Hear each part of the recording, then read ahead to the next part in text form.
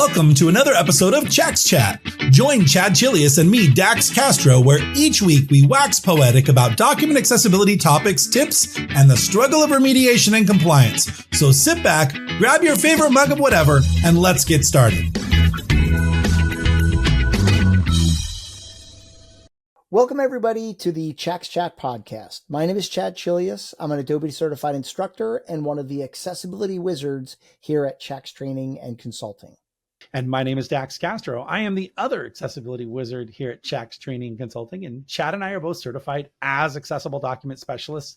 And if you'd like your certification too, head on over to accessibilityassociation.org and click on certifications. You can get CPAC or WAS or ADS. There's lots of certifications in the accessibility world. So head on over and do that.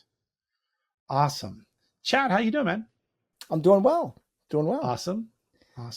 I'm excited about our guest today.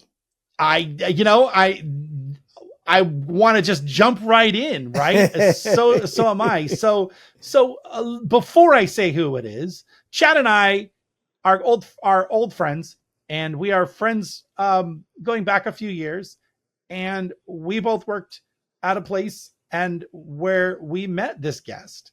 And they are amazing. And we have kept that relationship throughout those years. And so without further ado, I want to introduce Matisse Hamel-Nelis as our guest today. Welcome, Matisse. It is so great to see you on the podcast. Thank you so much for having me. I am equally as excited. I have been a fangirl of both of yours for years before we became friends. So for me, this is endgame. Big goals. Well, I have been following you on LinkedIn over the last couple of years, and I've been watching you just kill it, just really blossom into what is an amazing career. And I wanted to have you on the podcast, one, because you have a new book out, Accessible Communications, Create Impact, Avoid Missteps and Build Trust. And that's will have been released October 28th, right? Yep. In North America, October 28th, and in UK and the rest of the world, October 3rd. Oh, awesome. Well, I guess you guys got it. We're behind the times, as it were, but this podcast will air after that. So go head on over to Amazon and look that up. You can definitely get your copy. But I want to talk about the book a bit, but then I also want to talk about you and your journey, because a lot of our listeners have approached us over the years and said, hey, I do accessibility. I know about accessibility. I'm either remediating or I'm the advocate for my organization. How do I do more? How do I get more involved? How do I become more than this person advocating at the bottom end of the spectrum? And I want to talk a little bit about that journey. So let's flip it back over and let's talk about your book first. So tell me, how the heck did you find time in between all the other things you were doing to write a book? I still don't know how my co-author Lisa Reimers and I were able to do this, but we did. It started about 18 months ago. I had this idea knowing that there is this gap in understanding accessibility in communications and public relations and marketing. It's just sort of like, yeah, we know we have to do it. It's the web team's job. Not the case. We all know it's not the case. It's everybody's responsibility. So I approached her, and I am so glad, happy, honored that she said, you know what? Yeah, let's tackle this together. And I said, okay, perfect. Great. Now we have to create a mock table of contents and manuscript, if you will, to send to publishers to see if they would be interested. And Kogan Page was our be all end all. Like, we wanted to go with Kogan Page. And luckily, when we sent over our proposal, they loved it. And they said, yeah, please go with it. And last 18 months has basically been us writing chapter after chapter, over 80,000 words. Wow. Her living in the UK, me living in Toronto, Canada, making timelines and, different time zones work for us was an adventure and a half. I would do it all over again, though, because the end product I'm very, very proud of. And I'm so happy that we're able to provide guidance to anybody really who communicates, whether it's writing an email, whether it's doing a presentation or talking to people. We tried to cover it in the book as much as we could within those 80,000 some odd words to make sure that everyone can be accessible in how they communicate. So can you tell us a bit, like, why would if I'm listening to this podcast, tell me why your book would make an impact on me? What would I want your book what would I get out of reading your book? Yeah, so our book provides not only a bit of understanding around the legislation and the basics of accessibility and accessibility models, but also looking at how can I make what I do day to day, emails, social media posts, understanding the basics of documents and what that means to be accessible and the impact it has on people with disabilities when we are being accessible. Because at the end of the day, we want our message that we are trying to get out there to be understood by everybody. And so with our book, I think that we've kind of put together how do we do that in a way that does actually reach everybody in the best possible way, so that it's easy to understand, it's easy to implement right away, and it's a matter of, just getting down to it and not just saying, it's somebody else's responsibility, but realizing it's also our responsibility at the end of the day, because we're all creating content, whether it be on social media or videos or whatever the case is. Awesome. Well, that sounds great. I'm so excited to be here. I'm still like smiling ear to ear. Sorry. It's okay. Chad, did you have anything you wanted to ask Matisse? No, I mean, I'm really intrigued, by the concept of it because, listen, I mean, what Dax and I do, what you do, a lot of what we do is explaining what is accessibility, right? Like what exactly is it and why should I care about it? And it sounds like your book is addressing a lot of these questions, right? Yeah, it does. And it really, while it's targeted to more communications, marketing, and public relations professionals, it's really for anybody who communicates. Because like I said, we all create content daily. So much content gets created by us on social media, emails, documents, you name it, we create it. And it's not just because I'm a PR professional or I'm a remediator or anything like that. I just create content. We just do it naturally and innately. So the book is just really there to say, okay, we know you create content. Let me explain to you why it's important to make it accessible. And here are some tips that you can start implementing right away to do that. Versus, it's going to take you 6 years to learn. So hold on tight and make it seem overbearing or daunting, right. Or, you know what I mean? But here are some quick tips and tricks that you can start implementing right away to be more accessible and inclusive in what you're doing. Well, Matisse, like what else would you like to showcase about your book? Like, what are some key points that we can talk about? Yeah, so with the book, we are launching a microsite at the end of the month as well to go along with the book launch, where it has checklists and videos and all that stuff to help people see in practice what we're talking about versus just simply having written in words.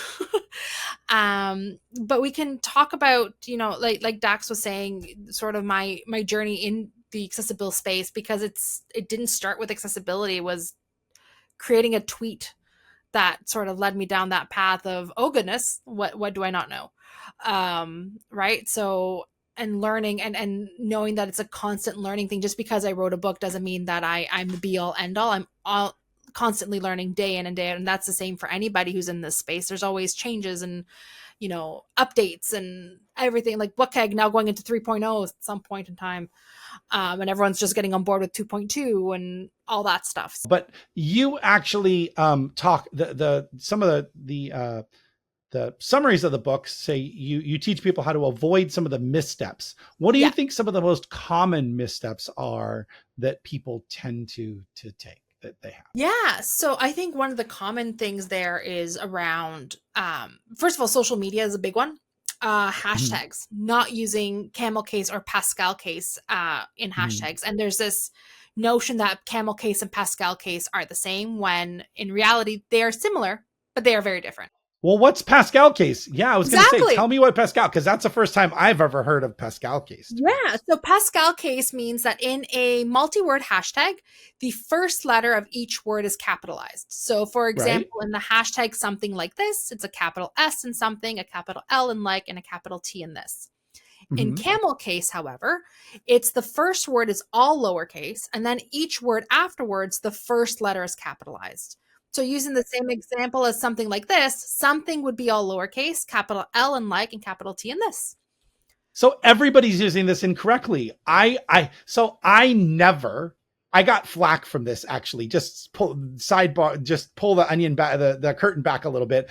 I never capitalize the first word in my hashtag. It just doesn't feel right for me. I had no idea the difference between camel case and Pascal case. I thought when you capitalize every letter, every first letter, that's camel case. So someone flamed me. They sent me this nasty email, LinkedIn message saying, for someone who's an accessibility professional, you should be using camel case. Camel case is not, and you don't capitalize the first letter in your blah, blah, blah. And I wrote them back and I said, well, thank you. I appreciate you being an advocate for accessibility. But if you listen to a hashtag with assistive technology, you would know there's no barrier there. No. It reads the first word just fine. It'll read number sign or number, depending upon what screen reader you use. But I just prefer not to capitalize the first letter because it just feels different. So now I have the actual justification for what that is. And I think everybody assumes that what you're saying is Pascal case is called camel case. I know what's in my slide deck says camel case. Yeah, it's used interchangeably, and people don't realize that, yes, they're similar, but they're still nuanced and they're different at the end of the day. So yeah, it's something that a lot of people do, or they just forget to do it, period. And then you have the instance that I love to use in my PR class is around Susan Boyle and her hashtag for Susan's album party, which then read out as Sue's anal bum party, which could have all been avoided with camel case or Pascal case, whichever one they preferred, but one of them would have helped in that situation because it's still now ranked one of the worst social media blunders in PR history. So, wow. Yeah. to kind of explain all of this, right? So like, if we were to, there's a direct correlation with what we run into in document accessibility, actually. But, what you're kind of saying, like, let's say we never did camel or Pascal case. We just did all lowercase. Assistive technology is going to try to voice that as one giant big word, right? Yes. It's going to, now, depending on where I don't know what it is, consonant or vowel, but depending on where some of them fall, it may do okay and it may not. But what you're kind of saying is that by capitalizing, it's kind of the equivalent of having a space between the word, and it tends to voice it more appropriately.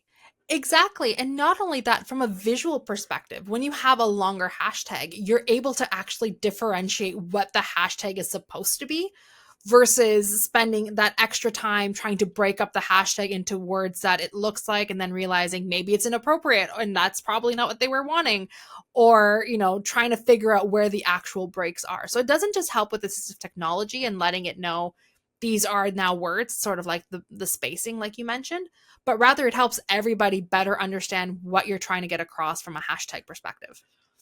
Yeah. Yeah. I mean, we deal with that in document accessibility a lot because people love to use a soft return to kind of force a line to break at a certain location. Yeah. But they'll often neglect to put a space in front of that soft return. So effectively what it does is it mashes two words together as one. Yeah. Now, like I said, depending on where the consonant or the vowel falls, sometimes you're okay.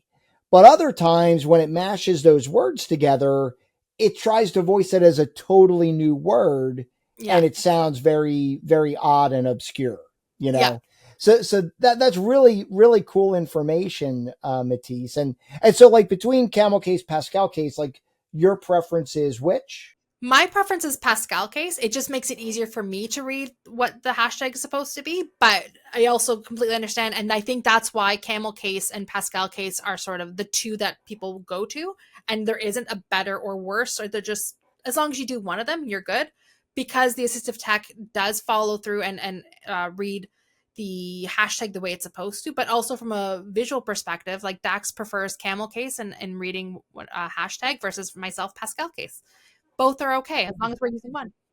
And I'm terrible because I am the worst dyslexic, speller. I also, editors hate me because I'll randomly capitalize words as I'm typing just for no reason. Like, not really random words, but like things that are not proper nouns, but I make them proper nouns. I'm just not consistent at all with my titles, like always using sentence case or always using title case.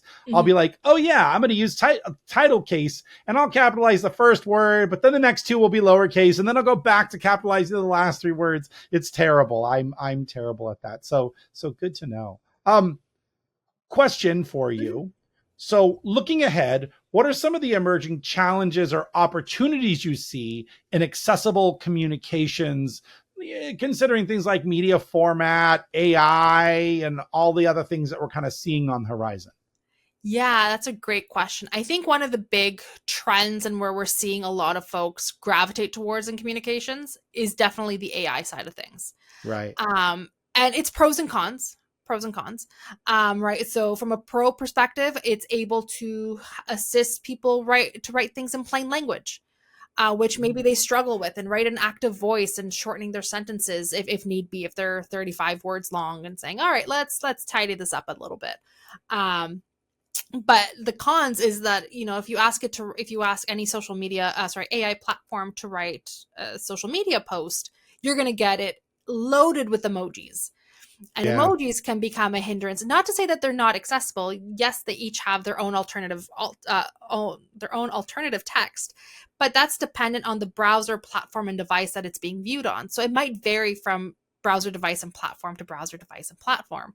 And when you have it so loaded with emojis, it's just overwhelming to listen to, right? Yeah. Given that it has its own alt text. And we're seeing a lot of trends, or it's trending right now, where because the social media platforms themselves don't offer formatting options like adding bullets, for example, people are using emojis to add bullets, which, yes, visually it looks fun and dandy and like, oh, that's cute. But does the alt text actually describe what you want it to describe? Is it being blended into the rest of the content? So now it's just garble, like you don't understand what the heck's going on. And that sort of thing. So yes, you can ask AI to then, remove emojis. But then people say, but I miss the emojis. I like that they have the emojis. So understanding how to use them accessibly, like at the end of the post, not replacing words, don't have it in between words. That big trend of when you're trying to get a point across where there's the clapping hands emoji in between each word. Yeah. That is just, clapping hands, how clapping hands does clapping hands, this clapping hand sound. And just...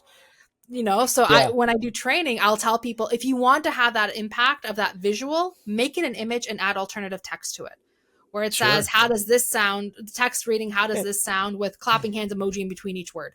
Oh, sounds so much better to hear than clapping hands 20 times, right? And all us document guys can say is, can I artifact them? Yeah. But then it doesn't get the point across, right? Yeah. Because that was the whole point. As a person who uses AI on a daily basis, I will say that I do. I have trained my AI to only use the green checkmark emoji.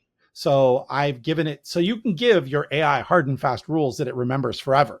And so I've told it, keep track, never ever use any emoji that isn't the green check mark. And I only use it for bullets, and only when I'm doing a bulleted list, because I know that across all assistive technologies that I've tested it on, it says green check mark or check mark.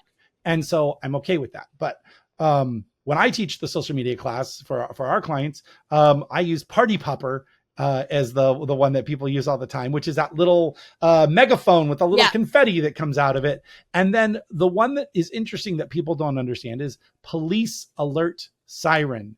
And it is that little police car siren.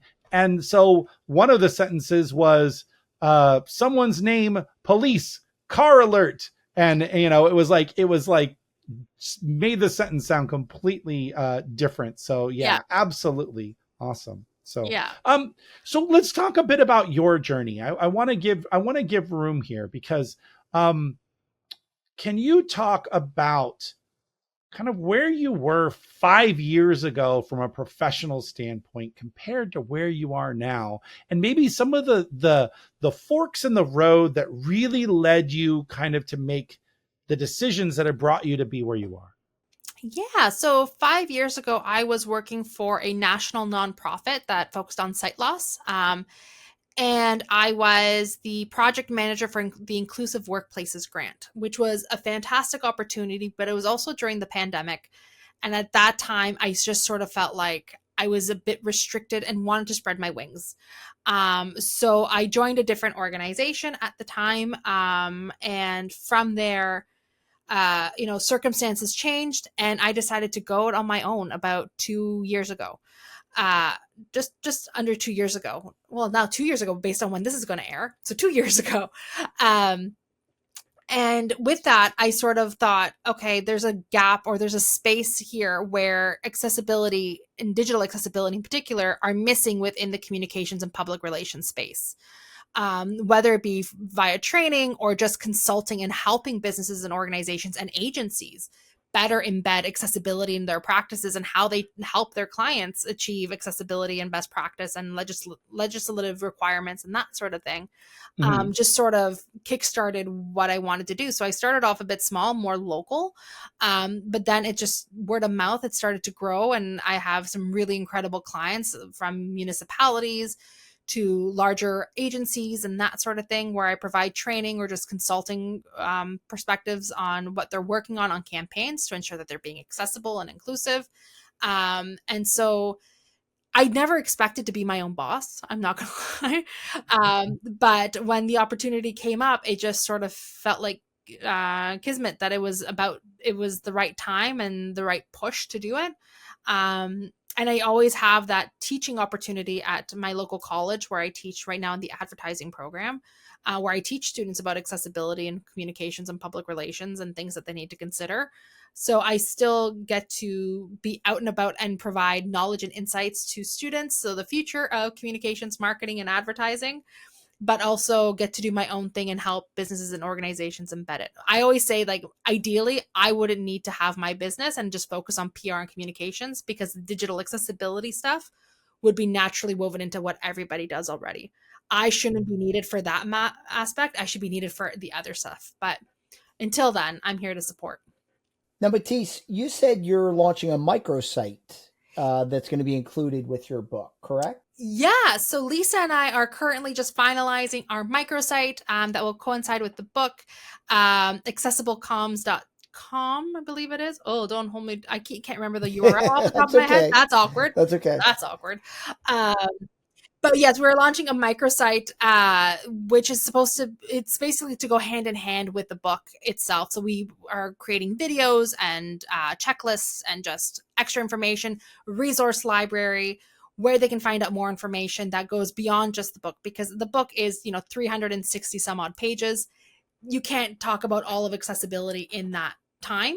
So, and we're not the only ones in the space. So we are trying to promote and highlight other resources that people have available to them to really dive in to learn specific areas, whether it be document accessibility with the two of you and your podcast and your organization, or if it's, podcasting in general, how do I make that accessible? Or who are some disability influencers that are really important to follow to have a better understanding of that lived experience, and so on and so forth. So building it out that way so that you have the book, but you also have the microsite that will continue to grow and expand as things change, as new resources become available, and provide that opportunity for folks to continue learning, because that's really, at the end of the day, what this is all about, is always learning.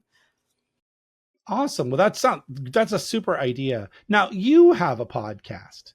I do. I happen to have been on that podcast. Yes, you both were. Yes. Yeah. PR and Lattes, right? That is your podcast. Let's tell all the listeners about your podcast that may have not heard of it. For sure. So PR and Lattes is actually both a podcast and a blogging community, if you will, for communications, PR professionals, marketers, advertisers, to just share their insights and perspectives on what's happening in their respective fields.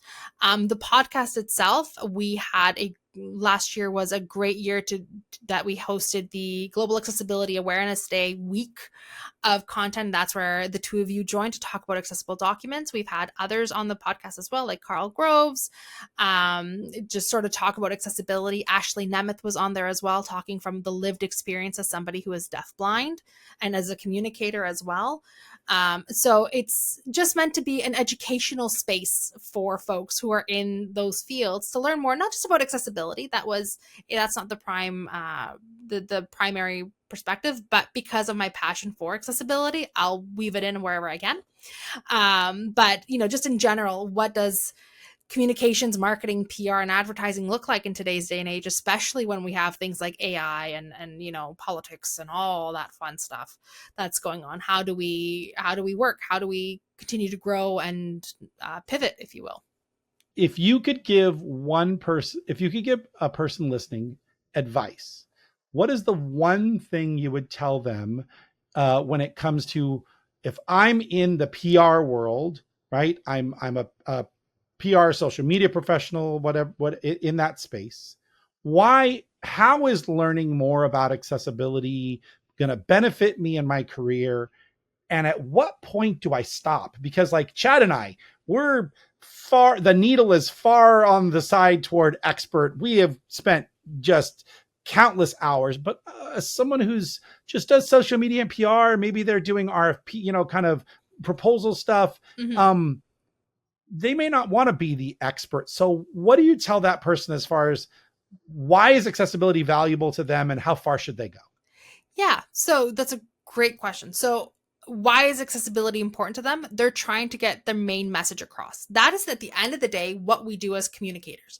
We are trying to get our message out there to as many people as possible in a way that they can digest it, right? The medium is the message was the famous phrase that was used, right? So if we're talking about social media in particular, if I'm posting a social media post on Instagram and there's no alt text to it, and maybe a prospective client is blind and they're trying to access and navigate what's happening on your image, and all they're hearing on their screen reader is image, might be an image of, and it's completely off, they're going to continue and skip and scroll and not even worry about it. Or if it's littered with emojis in the middle and they're trying to listen to it, they're going to just say, okay, this is just overwhelming, I'm going to skip. You never know who your end user is going to be or who your target audience may wind up being as soon as you post it on social media. That is public domain at that point. So you don't want to, I'm going to say, unintentionally exclude people because your content isn't accessible. Same thing goes with if you're putting in an RFP, for example. You want to make sure, even at its basic state, if it's a Word document, that's all you know how to do. Great. Let's show you how to create accessible Word documents so that at the end of the day, when you submit your RFP, because you don't necessarily know who on the other side is going to be looking at it or engaging with it, they're able to get all the information they need independently, using the information that they have and their assistive technology as needed, versus saying, I don't understand, can somebody read this out to me, and feeling lesser than and not being able to engage. You never know who your final end audience is going to be. And that's something when I worked at the nonprofit, was one of my pet peeves would be, well, I'm not sending this to somebody who's blind. And I would say, you don't know that. What if it gets shared?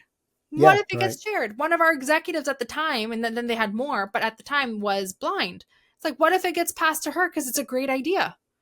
Oh, I guess it should be accessible. And that was in a sight loss organization, right? Wow. So it's just a matter of understanding that you never know who's going to get your information. You never know who needs to absorb and understand your message. And to ensure that everybody has access to it easily, because at the end of the day, we're trying to get through content so quickly. So no matter what it is, if you're able to access it very quickly, understand what's happening, what is needed, so on and so forth, your message will get to who it needs to get to properly, versus it being lost and you miss out on a potential client, or, you miss out on a potential customer or participant for a service or a program, just because you decided it's not worth my time. In terms of when is it enough to learn? It's never enough to learn, unfortunately. Like we're constantly learning, and it doesn't mean you have to be an expert. But if Instagram changes their reels to be that ridiculously narrow thing that's going out right now. And this is, this is September-ish, end of September, beginning of October that we're talking. I need to know, how do I make that accessible? If there's talking, how the heck am I going to fit captions in there? Right. Right. And really considering, is jumping on that bandwagon and saying, yeah, we're going to follow this trend applicable for what I'm trying to do? Or, do you avoid it and actually stick to the regular reels format? And that's just going to come with the territory and what we do in communications and PR in particular. Things are always changing. So we always have to be on top of how it works. Right. When Blue Sky came out, we were advocating for it to have alt text. And they came out and said, yeah, you can add alt text and you have 2,000 characters. Great. Wonderful. So now we have to implement and say, okay, when we're creating Blue Sky posts, make sure we have our alt text or image description, versus, ignoring it and saying, oh, well, they added it in after and I don't have to think about it. No. Well, what's interesting is Blue Sky also requires you to, it's not that you can add it. It requires that you add it. In fact, it requires it if you upload a video.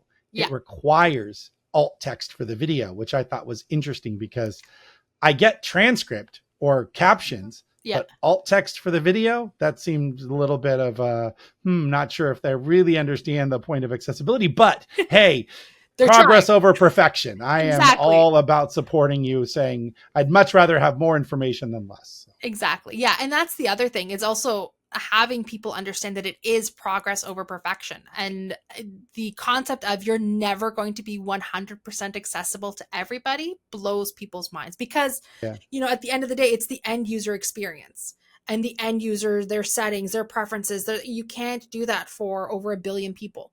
It's just, it's not realistic, but we can do our best. We can continue progressing and trying new things and fixing when we do get notified that there are issues or barriers. And I tell my clients, when you get feedback of something not being accessible or usable to somebody, it's not a slight. It's not a negative thing, but rather it's an opportunity to learn and grow and do better. Right? Yeah. It's a learning thing, right? Exactly. I mean, I think it's really easy for people to kind of overlook accessibility when they don't have any type of personal connection. Like even for Dax and I, we have several people at our company who are blind or have a disability. And so like we use Slack, right, within our company, right, for communication and stuff. And so it's amazing how many people are taking the time to add alt text to pictures that they post. Yeah. Because they have that connection, right? They're like, well, I don't want to share it with everybody except these people, right? Exactly. They want everybody to be able to experience that and enjoy it. And I just think it's a really great thing when people have that personal connection. Yeah. It really helps. Agreed. Well, and you said one thing, Matisse, that I really enjoyed was that I hope that at some point in my life, accessibility is just what you do. It's not a requirement or a checkbox. It's just, hey, yeah, I want to make sure everybody can read what I'm doing. So of course I would put alt text. Why wouldn't I? Rather than, I guess I've got to put alt text on this, right? And I think that comes down to how we're taught. So for example, creating an accessible Word document. I've used Word since I was in grade 6, grade 7. I didn't learn how to properly use it, like what that styles pane at the top of a Word, until I got into accessibility. I was like, you don't say that's what this is used for, and it changed my life with the table of contents. Right? Well, and not only that, so there's the accessibility benefit, right? Yeah. But then when you learn how to use it, you're like, oh my gosh, this is going to allow me to work so much more efficiently. Yes. Right? You're like, this is like life changing, right? Yeah. With my students in particular, I always show them the styles pane. I'm like, hey, we're going to show you an accessible Word document. Very quick, very easy. The styles pane is going to be your hero. And they're like, oh, okay, sure it is. So we go through, create just random headers and subheaders and all that stuff. And then we create a table of contents, and their minds are blown because they're used to typing in what the header would be and then period, and trying to line up the numbers. And I'm like, oh, my children, let me show you the way. Yeah. Right. But they're not taught that. They're not taught to use the platforms properly, which blows my mind because that's a game changer. So Dax and I, we had the opportunity. We got to hear a woman speak. Her name is Haben Girma. Yes. I don't know if you ever. Yes, love that book. And we got to hear her speak at CSUN, I think it was, Dax, or actually, yeah, I think it was CSUN. And she blew my mind, right? Because she was talking and she said, the lights in this room that are on are accommodations for sighted people. Mm-hmm. The chairs in this room are accommodations for walking people. And Matisse, my head almost exploded, right? Yeah. I was just like, it made me think of things in a completely different light, for lack of a better term, right? Because it was just so eye-opening, right? Like the things she was saying, it was just amazing, and I'm like, she's so right. She's absolutely right.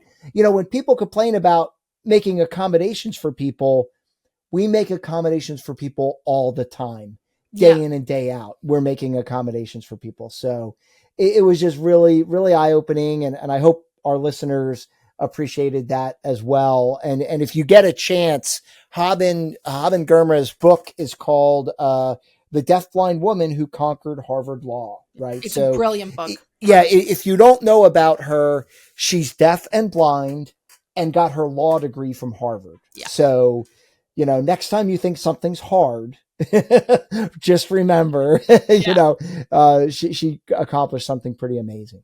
Yeah. I remember one time, it's similar to what you were just saying. I was at a hotel with one of my friends with sight loss, and we went into her room, and I was like, "Oh, do you want me to turn on the light?" She goes, "I don't need it. If you need it." I was like, touche, right? Yeah, you're like, that's accurate. She's like, "I can navigate just fine." She's like, "I don't need them." That's great. I love it. Awesome.